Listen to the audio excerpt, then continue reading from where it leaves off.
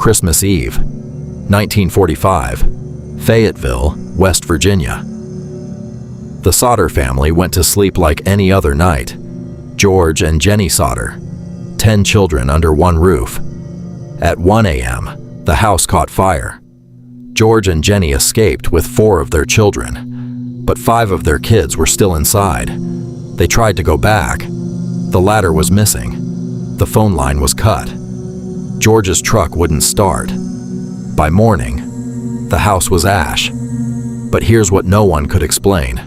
No bones, no remains, nothing. 5 children, completely vanished. The fire department said the fire was too hot, that it burned everything. But bones don't just disappear. For the rest of their lives, George and Jenny believed their children were alive, stolen, not burned. The case was never solved. The 5 Sauter children were never found. Welcome to Exhibit a Crime. Tonight, 4 disappearances, 4 mysteries, 0 answers. Let's open the case files.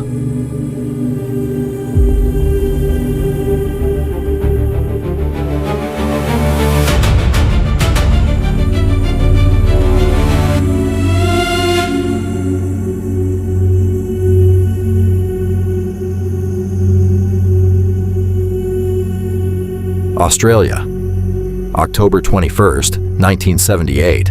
Frederick Valentich was a 20-year-old pilot. He was flying a small Cessna aircraft over Bass Strait, a stretch of ocean between mainland Australia and Tasmania. It was a routine flight, clear skies, good visibility. At 7:06 p.m., he radioed air traffic control. He said there was an aircraft flying above him. The controller checked.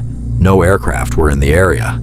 Valentich described it as long, with a shiny metal surface and 4 bright lights. The controller asked him to identify the aircraft. Valentich said, and this is his exact words to air traffic control, "It's not an aircraft." For the next 2 minutes, he described the object hovering above him, moving at high speed, vanishing, then reappearing directly above him. His engine started failing. At 7:12 p.m., the transmission ended, not with a mayday call, not with coordinates, with 17 seconds of an unidentified metallic scraping sound, then silence. Frederick Valentich and his aircraft were never found. No wreckage, no body, no explanation. The Australian Department of Transport investigated for years. Their conclusion? The disappearance could not be explained. To this day, no one knows what Frederick Valentich saw above him that night, or what happened to him.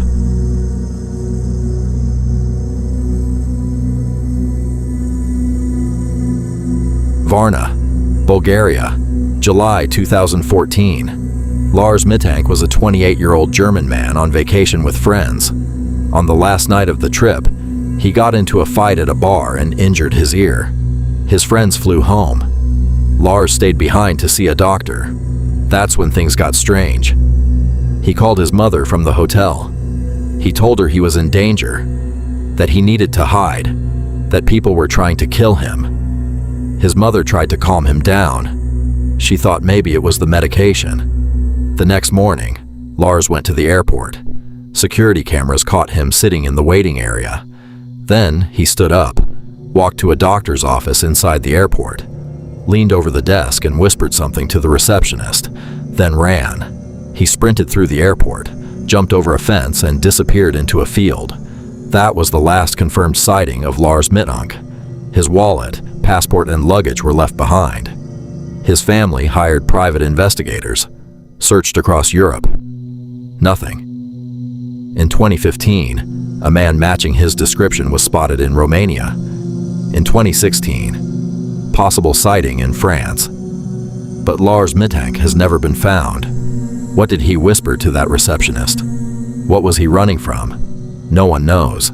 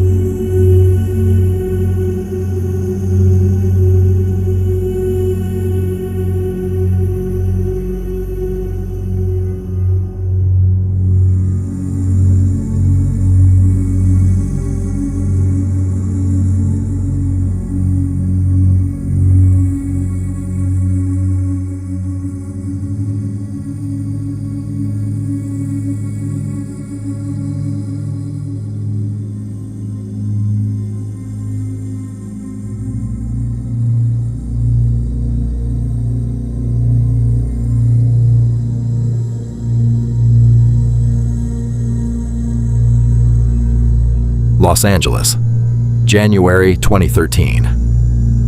Elisa Lam was a 21-year-old Canadian student traveling alone through California. She was staying at the Cecil Hotel in downtown LA, a hotel with a dark history, multiple suicides, murders, and at one point home to serial killer Richard Ramirez.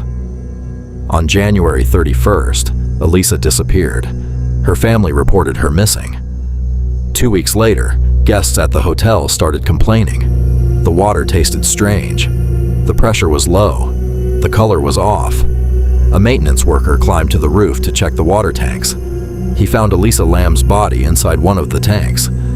The tanks were locked. The roof required a key card to access, and there were no signs of how she got in. But the most disturbing part of this case, the hotel released security footage from the elevator on the night she disappeared. Elisa steps in, presses multiple floor buttons, steps out, looks down the hallway, steps back in, hides in the corner. Then she steps out again and starts moving her hands in strange, fluid gestures, as if she's talking to someone. But the hallway is empty. She walks out of frame. The elevator doors, which had been open the entire time, finally close. The video went viral worldwide. Theories ranged from paranormal activity to a psychotic episode caused by her bipolar medication. The official ruling was accidental drowning, but how she got into a locked rooftop tank and what she was doing in that elevator remains one of the most haunting unsolved mysteries in recent history.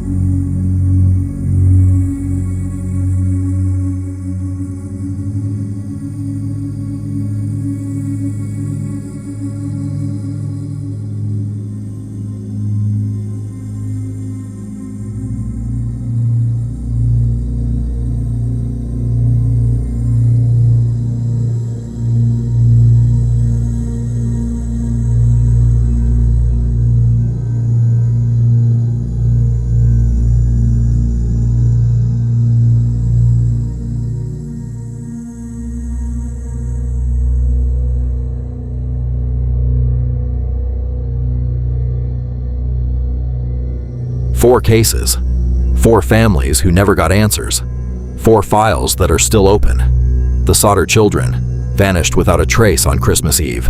Frederick Valentich swallowed by the sky. Lars Mittank running from something no one else could see. Elisa Lam found in a place she couldn't have reached alone. Which case haunts you the most? Tell me in the comments. And if you haven't subscribed yet, do it now. Because next week, we open another case file. This is Exhibit A Crime. The case is never closed.